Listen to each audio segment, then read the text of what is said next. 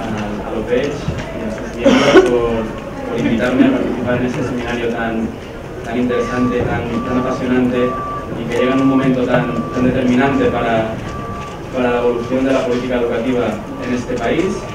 También quisiera enviar un saludo a Jesús Redondo, como han hecho otros colegas que lo conocemos. Yo de hecho estuve con Jesús en el año 2011 en este edificio, cuando estaba tomado en el momento de la huelga estudiantil, haciendo una charla con él sobre el impacto del Banco Mundial en la política educativa.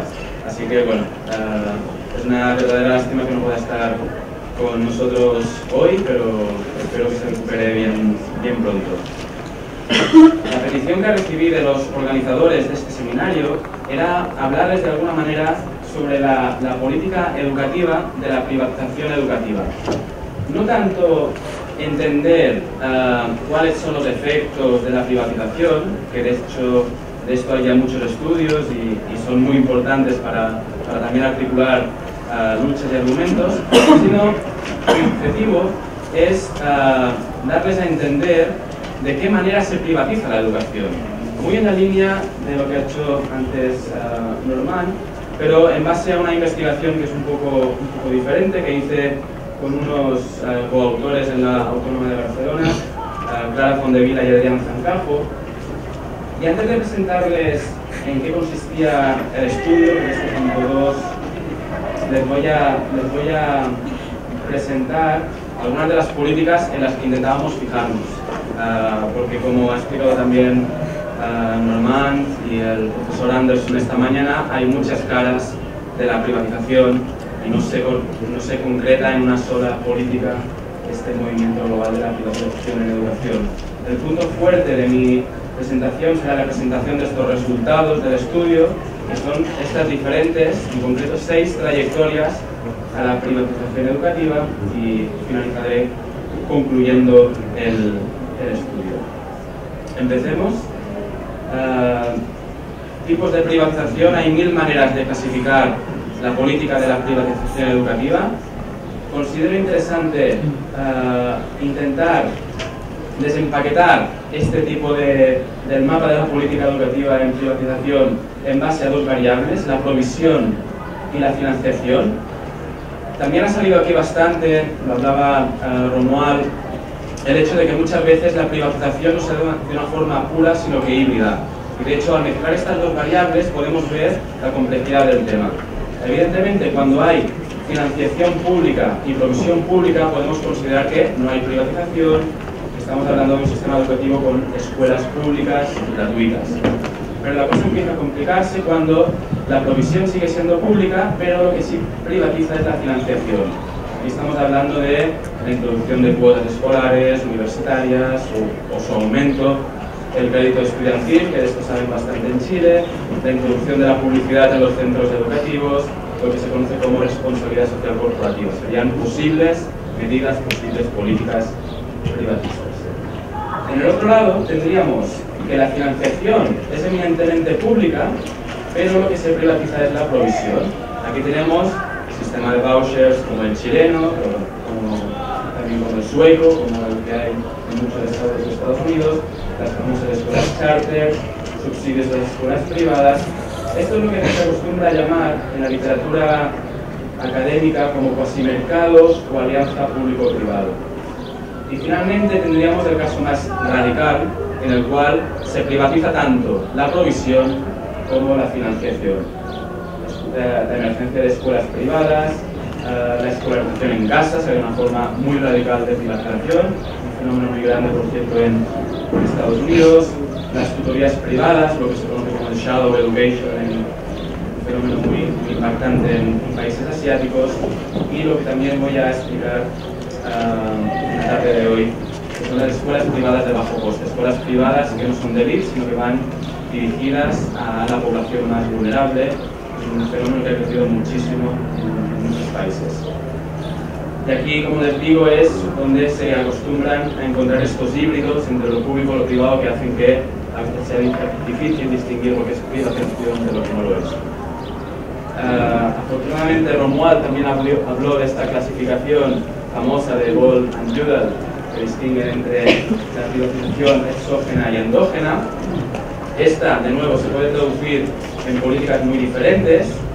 La exógena, podríamos hablar de abrir el sector educativo al sector privado, incentivos fiscales a las familias que van a la escuela privada o a las empresas que crean escuelas o cesión de territorios, subvenciones a centros privados. Y la endógena es una privatización más encubierta que consiste en introducir incentivos a los centros o para los docentes en base a resultados, introducir estilos de liderazgo más gerencialistas, lo que se conoce como el School-Based Management, eliminación de zonas escolares para promover la libre elección entre las familias y la competición entre las escuelas. Y también hay una serie de políticas que encajarían en ambos tipos de privatización, como serían los vouchers y las escuelas charter. Veamos algunas tendencias a la privatización. Aquí yo imagino que estando en Latinoamérica es interesante fijarnos en esta línea de acá, que muestra cómo la matrícula privada en la educación primaria ha aumentado en la mayoría de regiones del planeta, pero en especial en América Latina y el Caribe. Otro indicador de la privatización sería el aumento del porcentaje de gasto privado en educación. Aquí hay datos de los países que forman parte del informe Education at a Glance, donde también está Chile. Y se puede ver como en la mayoría de países ha habido un aumento. En Chile ha habido una disminución, pero es anecdótica, dados los altos niveles de financiación privada que existen en este país. Pero en general la mayoría de países de la OCDE, de la OCDE, como dicen acá, ha habido ese aumento de financiación privada. Entonces, vista esta realidad, ¿no? Visto el hecho de que estamos hablando de un fenómeno global que está sucediendo en muchos países, en muchas regiones, bajo diferentes formas, la pregunta que orienta nuestra investigación y la cual quiero compartir con ustedes es, en primer lugar, ¿por qué sucede la privatización educativa? En concreto, también nos genera mucha curiosidad el responder a la pregunta de cómo y por qué se da la privatización en circunstancias de origen económico, político, cultural, institucional, que aparentemente son muy distintas. Estamos hablando de una convergencia global hacia la privatización. Entonces, lo que nosotros queríamos hacer con este estudio es analizar factores contextuales, lógicas, latentes y procesos a través de los cuales los gobiernos acaban abrazando la idea de que conviene privatizar de alguna manera sus sistemas educativos.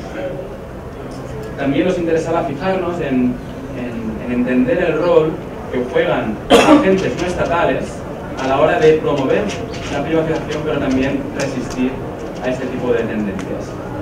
Al intentar hacer un estudio global, teníamos dos opciones: o viajar por todo el mundo, lo cual sería muy costoso y posiblemente no estaría aquí con resultados, o hacer lo que se conoce como revisión sistemática de la literatura, que consiste básicamente en, como dice la palabra, revisar la literatura que existe sobre un determinado fenómeno, literatura que responde a nuestras preguntas de manera total o parcial en países diferentes. Una segunda fase de esta metodología es, una vez tienes definido el objeto, buscar los estudios, filtrarlos, porque muchas veces tú pones las palabras clave y te sale cualquier cosa, o estudios que a lo mejor sí que responden a tu pregunta, pero no tienen una base empírica que le da suficiente calidad. Extracción de datos, que es la parte quizás más costosa, porque tienes que leer todos los estudios, vaciarlos en una ficha. Y finalmente, otra fase también creativa, pero dura, es la síntesis de todos los datos. Bueno, aquí explico básicamente los criterios de búsqueda. No me voy a enrollar con esto, pero básicamente quiero que se queden con la idea de que finalmente tuvimos una muestra de 164 estudios, los cuales formaron parte de esta revisión de la literatura. El resultado que salió de esta síntesis es, como les decía, la identificación de diferentes trayectorias a la privatización de la educación. Una primera trayectoria que llamamos privatización educativa como parte de la reforma estructural del Estado. Una segunda tendencia, que es la privatización educativa como una reforma incremental. Tercera, la vía nórdica a la privatización educativa, porque básicamente es la que identificamos en países escandinavos. Las alianzas público-privado históricas, sobre todo con alianzas con centros católicos que han proveído educación por mucho tiempo en países como España, Holanda, Bélgica. Lo que llamamos privatización por defecto, sobre todo en países de muy bajos ingresos. Y finalmente, la privatización por la vía del desastre. En los próximos minutos intentaré resumir muy brevemente en qué consiste cada una de estas trayectorias a la privatización. Empecemos por la más radical, que a lo mejor debería pasar por ella más rápido porque es muy conocida acá. Se trata de una privatización que se enmarca no solo en la privatización de la educación, sino en una reforma estructural del Estado, un Estado burocrático hacia un Estado promercado, un Estado neoliberal. De manera que, sobre todo, se introduce, y como digo, no solo en educación, la lógica de la competición en la provisión de los servicios públicos, porque se considera que es la forma más adecuada de proveer dichos servicios. Los casos paradigmáticos a nivel mundial y de los que hay más literatura son el Reino Unido por una parte y Chile por la otra. Y esta privatización se da en los 80, en un momento en el que hay una revolución neoliberal, no sé quién también utilizaba este concepto esta mañana, básicamente influida por las ideas de Friedman y de la Chicago School, de los Chicago Boys en el caso de Chile, y son unas reformas que en ese momento se adoptan por convicción ideológica. Hoy día nos intentan convencer de que la evidencia apoya este tipo de reformas, pero en ese momento era simplemente una cuestión de una batalla ideológica en la que jugaron muy fuerte los gobiernos que teníais en Chile y Margaret Thatcher en el Reino Unido, y se dio un contexto en el cual se aplastó cualquier forma de resistencia o oposición a este tipo de reformas estructurales. En el caso de Chile, porque estabais en un contexto de una dictadura; en el caso del Reino Unido, porque el gobierno de Margaret Thatcher, a pesar de que era una democracia liberal, de alguna manera era tenía fama de ser muy autoritaria. De alguna manera, los principales marcos discursivos en los que se legitimaba este tipo de reformas era que la administración pública es demasiado grande, cualquier monopolio, también en educación, es negativo y se debe suprimir, y estamos en un contexto de crisis económica, hay que introducir medidas eficientistas, unas reformas pro mercado. Lo más interesante de estos dos casos es que en los 90, tanto el Reino Unido como Chile tienen gobiernos, digamos, más a la izquierda. En el caso de Chile también hay una transición a la democracia, pero estos gobiernos no cuestionan las políticas privatistas y, de hecho, las consolidan y intensifican. Eso pasó tanto en el Reino Unido como en Chile. En el Reino Unido estaban el movimiento del New Labour y, de alguna manera, bueno, aquí no quiero repetirme con lo que he dicho antes Norman, pero básicamente en el contexto de vamos a modernizar la administración pública, se introdujeron muchas de estas reformas de la nueva gestión pública, pero también se dio un rol más importante a lo que serían lo que Margaret Thatcher constituyó como una especie de escuelas charter, de specialist schools, y se crean otras por parte del New Labour, que son las famosas academies, que también son una especie de escuela charter. Y en Chile, que les voy a explicar, el gobierno de la concertación, no se cuestiona para nada los pilares del mercado, tanto el valor como la libertad de elección de escuela, en parte por, de alguna manera, las presiones de la anterior junta militar, pero también cuando se privatiza un sistema educativo es difícil revertirlo, como también saben, porque se quedan muchos intereses privados. Los proveedores privados son un lobby muy potente, las familias que van a escuelas privadas también son un lobby muy potente, y también se dio el caso, en el caso de Chile, la comunidad internacional y en concreto el Banco Mundial puso bastantes condicionalidades a la financiación de que no se tocará ni la municipalización ni el voucher. Y a cambio se crearon los proyectos MECE y otro tipo de proyectos que el banco promovió en el contexto chileno en los años 90. Y claro, si no se toca la libertad de elección y el mercado, lo que se hace es intentar promover la equidad a través de la efectividad de las escuelas y de focalizar recursos en las escuelas en contextos de pobreza, pero de alguna manera son políticas que no tienen la capacidad, como se demostró, de alterar el problema por el cual las escuelas de los pobres no eran efectivas, que era precisamente la segmentación que generaba el mercado educativo. Y sobre todo, yo creo que el gran drama de los 90 en Chile fue la aprobación de una política incomprensible como es la de copago, a partir de la cual se desencadena una privatización educativa de forma exponencial. Lo interesante es que la mayoría de estas políticas, tanto en el Reino Unido como en Chile, se relacionan mucho con el discurso de la equidad, pero en el fondo no se toca para nada la base del mercado en ninguno de otros países. Segunda tendencia es la que llamamos reforma incremental hacia la privatización. Y se da sobre todo a partir del movimiento de las escuelas charter. Hay muchísima documentación para el caso de Estados Unidos, pero también encontraríamos algunos paralelismos para los casos de Canadá y de Colombia. Un dato interesante es que entre el año 2000 y el 2012 la matrícula en escuelas charter pasó del 0,7% al 4,2%. Obviamente es un número todavía modesto, pero en una década se ha multiplicado por 6 la matrícula en este tipo de escuelas. Entonces háganse una idea de lo que puede pasar en 10 años más. En los años 80 lo que es interesante es que de alguna manera el gobierno de Reagan de los Estados Unidos formaba parte de alguna manera de esta tríada de gobiernos neoconservadores, neoliberales, junto a Thatcher, junto a Pinochet, y de alguna manera también Reagan intentó introducir una reforma radical de voucher, pero no pudo. No pudo por diferentes motivos. Cada país es diferente a nivel de sistema político. El sistema americano es un sistema muy descentralizado, la educación también depende mucho de los estados. Hay un sistema bicameral, que a veces el gobierno no controla las dos cámaras, y hay muchos puntos de veto. También hay mucha ambigüedad legal hasta qué punto el Estado, según la Constitución americana, puede dar dinero a escuelas que llaman ellos sectarias o religiosas.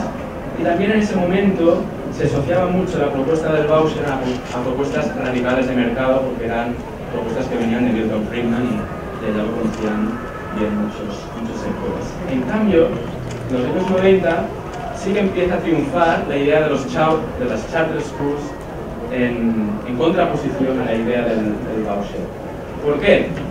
Es una idea un poco más ambigua, es una idea que es de alguna manera no genera tanta animadversión como la idea del voucher. Incluso hay sindicatos que se sumaron a la propuesta del voucher en algunos estados y crearon sus propias escuelas charter. Grupos a favor de los derechos civiles también creían que las charter schools eran una forma de favorecer una educación de calidad para grupos hispanos, afroamericanos. Por eso Michael Apple habla de cómo se han generado estos extraños compañeros de cama a la hora de promover políticas como la charter schools, desde sectores muy conservadores a sectores que defienden a las minorías étnicas. También los sectores conservadores, a pesar de que querían los vouchers, pero como veían que eso no avanzaba, se sumaron a la idea de las charter schools, como lo llaman ellos, como un second best, como un segundo plato, y bueno, al menos algo privatizaremos.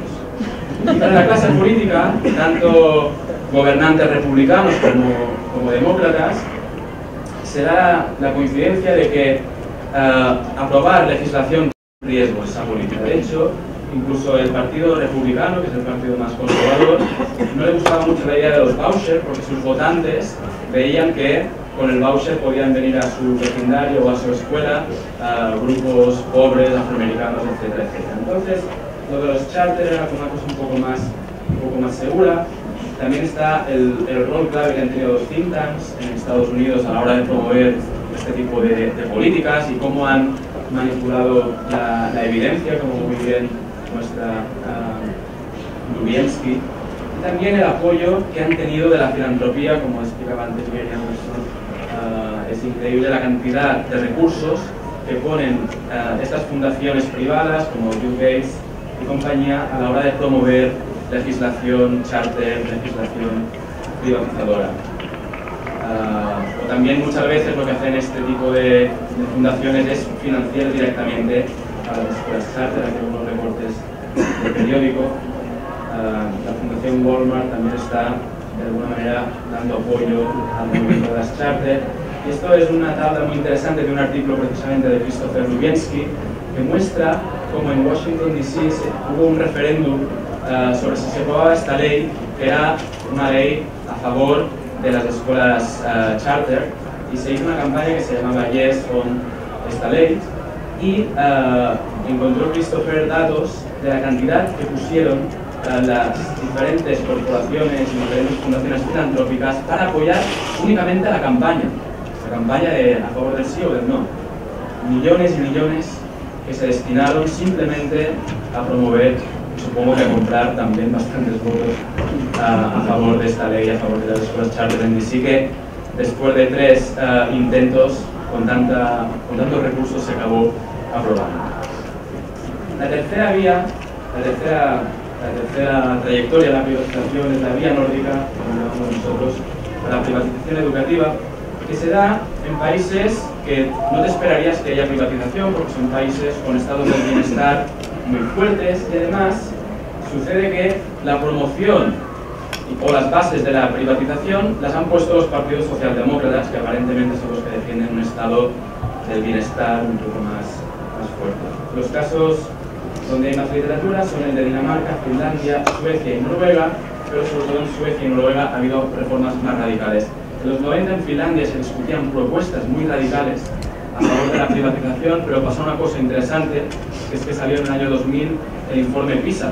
Y el informe PISA se convirtió en una especie de vacuna contra la privatización, porque dijeron, porque vamos a cambiar las cosas en este momento si estamos saliendo los primeros del ranking internacional. Pero había muchísima discusión sobre si introducir políticas de mercado como finalmente se introdujo en Suecia y Noruega.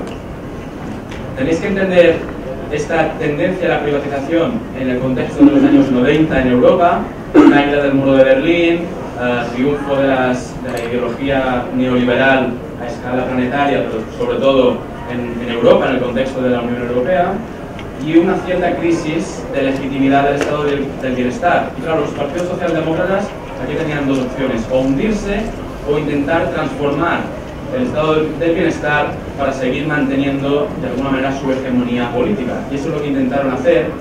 Ellos no intentaban privatizar, ellos intentaban modernizar el estado del bienestar, darle más opciones de oferta y de elección a las clases medias dentro del sistema público, y para eso intentaron municipalizar, promover la autonomía escolar, tolerar un poco más los proveedores privados, promover la diversificación de la oferta de diferentes maneras. Y claro, ellos no pretendían privatizar, pero sí que generaron de alguna manera una infraestructura regulativa para que, por ejemplo, en el caso de Suecia, en el año 91 se aprobara una ley de voucher muy parecida a la que tienen ustedes acá. De hecho, Suecia, después de Chile, es el único país del mundo donde tiene un sistema de vouchers a escala tan grande. Nadie pensaría que Suecia, un país socialdemócrata, tendría este tipo de políticas en educación. Y de nuevo, es interesante comparar Suecia con Estados Unidos, porque en Suecia sí que es un país más pequeño, menos descentralizado y con instituciones políticas más efectivas. Y la reforma del voucher entró de forma muy rápida y sin posibilidad de resistencia por parte de los sindicatos. A pesar de esto, Suecia, incluso la política internacional, la prensa internacional se hace eco de ello. Hay mucho descontento con lo que sería el sistema de voucher.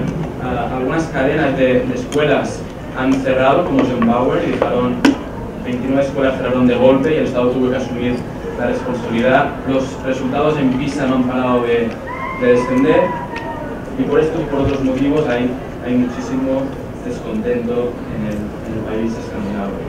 De hecho, en las últimas elecciones presidenciales, el tema educativo fue uno de los temas que generó más debate.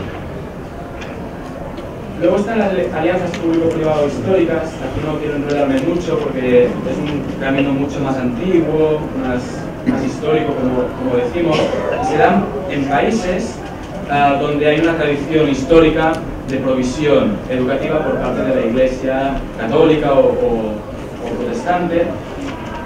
Y allá los estados han hecho alianzas con este tipo de escuelas por diferentes motivos, pero no para generar competición o para promover la agenda neoliberal en educación. De hecho, este tipo de agendas de reformas se introducen mucho antes, en la mayoría de países donde tenemos más documentación, que en los 80 hubiera la revolución neoliberal. En Holanda, de hecho, este tipo de alianzas se empiezan a establecer en el año 1917, en Bélgica a mediados de los 50 y en España en la transición a la democracia a finales de los 70. De hecho, los factores que contribuyen a que haya este tipo de alianzas también son de carácter político. En estos países la Iglesia Católica es un lobby muy potente. Además, hay un discurso legitimador, como también sucede en Chile, a favor de la libertad de enseñanza, que también favoreció que el Estado fuera más proclive a establecer este tipo de alianzas. Y una crisis económica, en el caso de España, a principios de los 80, favoreció que el gobierno socialista, que quería expandir la educación pública, no le quedara más remedio que aliarse con la Iglesia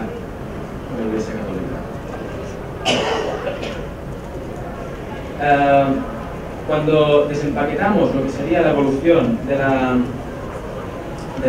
evolución de la matrícula privada, no por regiones, sino por nivel de ingreso, también vemos como los países más pobres, en los países más pobres del mundo, ha habido un aumento importante de la matrícula privada en primaria.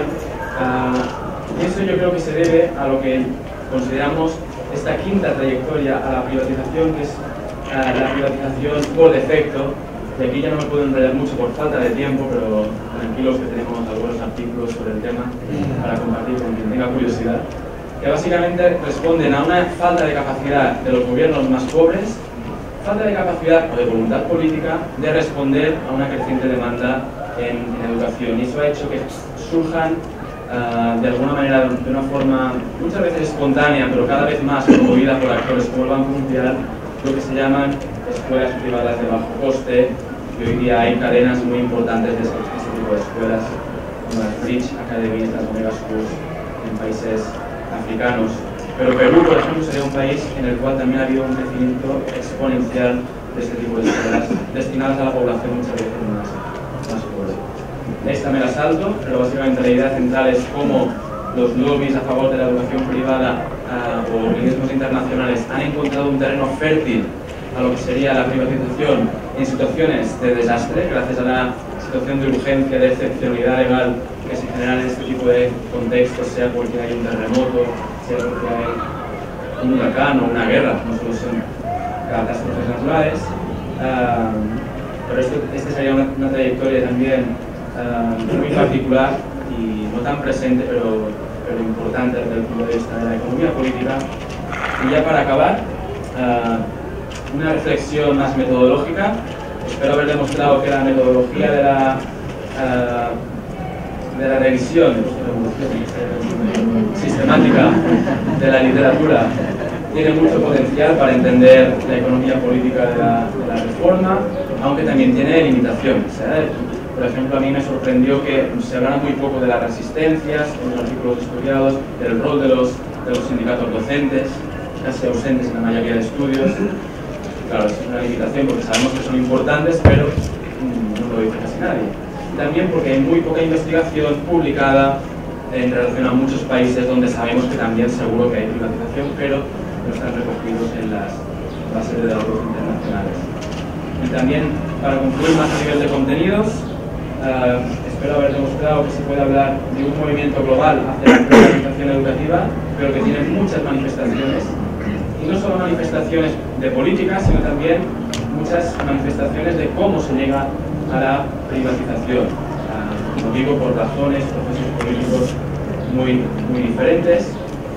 También es interesante ver que la privatización educativa no es el resultado siempre de políticas explícitas, de acciones de los estados, sino que muchas veces se debe a factores externos al propio radio de la política educativa y que por eso habrá que estudiar nuevas tendencias en el futuro, pero también contemplar tendencias a la desprivatización de la que esperemos que Chile sea un referente muy pronto. Gracias.